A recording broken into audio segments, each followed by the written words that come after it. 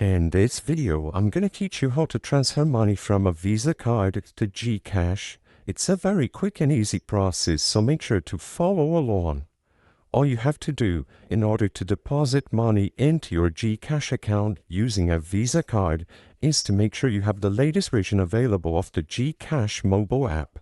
So open up the latest version of the app and go to the home screen after you sign in using your credentials into the account where you will be depositing the funds. Once you are properly signed in, at the home screen you will see the option to cash in. Usually it's the first option at the top left corner of the quick menu. When you tap cash in, you will have various options to transfer money to your GCash account. If you wish to use a Visa card, you have to select online banks. So tap View All next to Online Banks and you will be redirected to this page.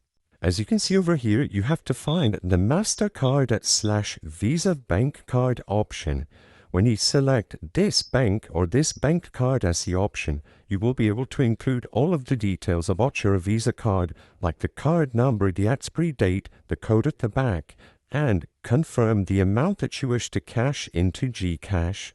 As long as you have the funds on your bank card, you will be able to make the transfer and receive the money inside of your GCash account.